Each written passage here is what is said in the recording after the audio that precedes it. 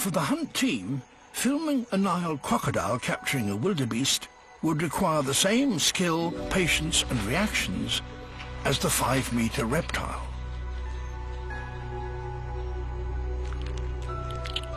The timing of the shoot would also be critical, since this behaviour only happens when the croc's river is at its lowest point.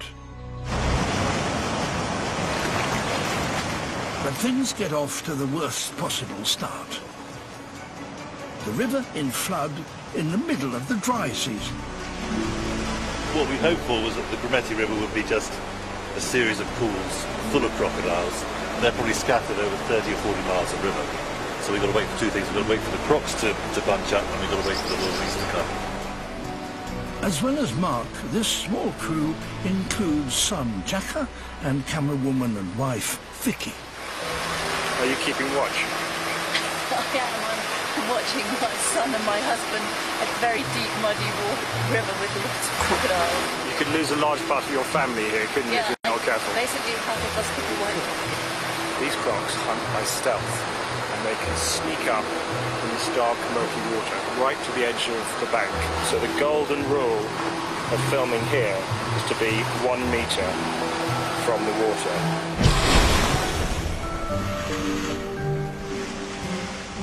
Not to be outdone by the floodwater, the team sets up the first hide. But any idea of filming is soon swept away. Literally within half an hour, I felt water around my ankles. If I was still in that hide, then he definitely wouldn't be on the bank. We're not going to go in and get it. The water, the colour it is, and knowing that he's got friends around who could be literally just at the base there. With a flooded river and no wildebeest, the wait was going to be longer than expected. Crocs are used to being patient, but now we've got to show equal patience.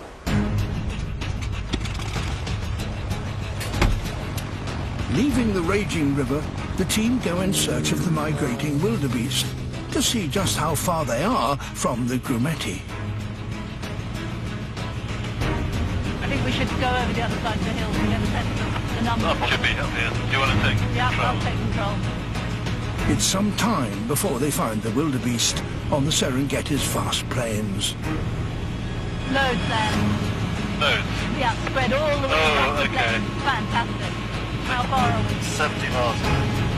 Still a long way from the Grumeti, but at least the wildebeest were heading in the right direction. The Grumeti River, by taking probably about X-rays.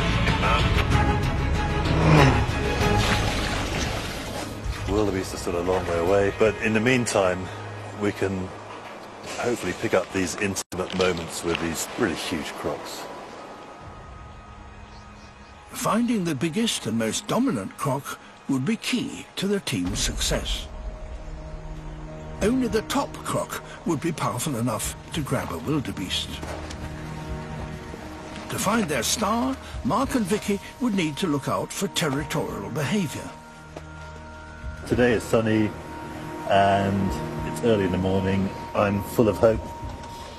But at the end of the day, all Mark sees is one static croc. He lay on the sandbank all day, 7 hours. Patience. And Vicky wasn't having much luck either. When we first found it, there were crocs all over the bank over there. And now I've been in here several hours and there's not one. After a week, Mark and Vicky are no closer to finding their dominant croc. But at least the news on the wildebeest was more positive. 34 miles. Getting closer. Back on the river, it was like Groundhog Day. Crocs are all or nothing creatures. I'm afraid it's been another day of nothing. With no sign of action, the hours of watching motionless crocs were beginning to take their toll. Like watching paint dry.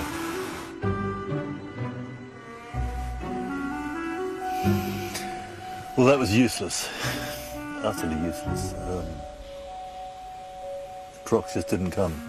The team needed something to change, and the falling water seemed a good omen. This is what the floodwaters left us, the lower jaw of a croc.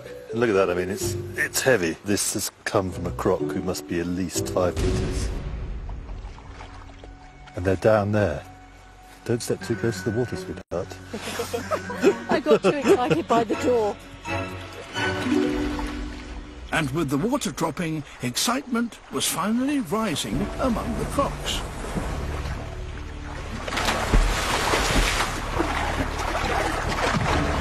Well, that felt so different this morning. It really felt like there was an energy there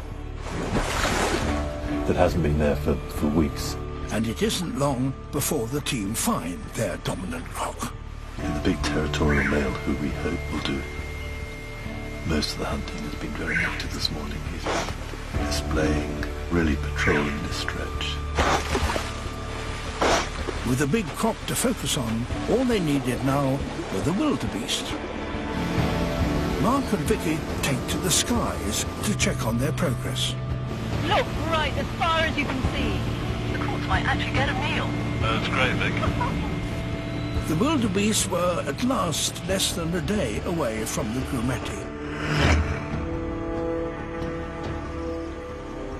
Mark and Vicky take up positions on either side of the river. I can see wildebeest just trying to come down, but they're just so nervous. After such a long wait, it's a tense time.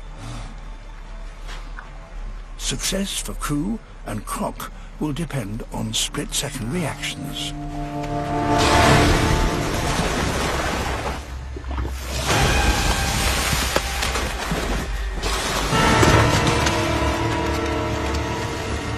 For the big croc, the first session ends in failure.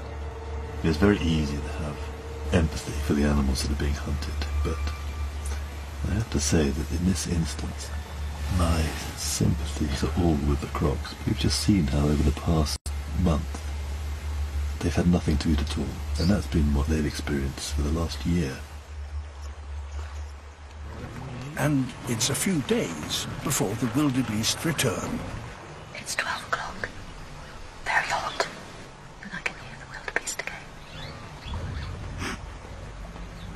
Okay, there's the baby going in a bit further. Come on. Something's got to happen. Yeah, now he's right out there. The croc's right there next to him. Oh, God, you can see the croc underneath the surface. You can just see the swirl and just the dark shape in there. There's something. There he goes. Ah. Whoa. And he missed him again. Yeah, this time of year is absolutely crucial for them. If they don't feed now, then they're in dire straits. Now here they come. Thirsty innocents. Come on guys, that's better. Come on, you can do it. Got two there now, feet coming down on their knees next to them. Come on, you can do it. Just one footstep further out. That's all that crop needs. Ooh, yeah. One. There we go.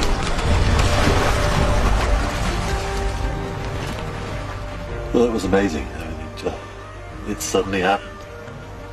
Trying to work out where the crocs were underwater. It's a nightmare. That was so intense.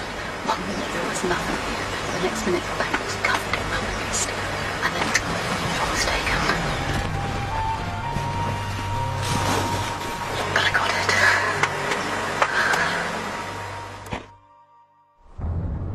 it. Next time, the hunt is on in the frozen north, the high Arctic. One of the toughest places on Earth in which to make a living. To succeed here, a predator must exploit the few good times to endure the bad. For a free interactive Open University poster, call 0300 303 0552 or go to bbc.co.uk/thehunt and follow the links to the Open University.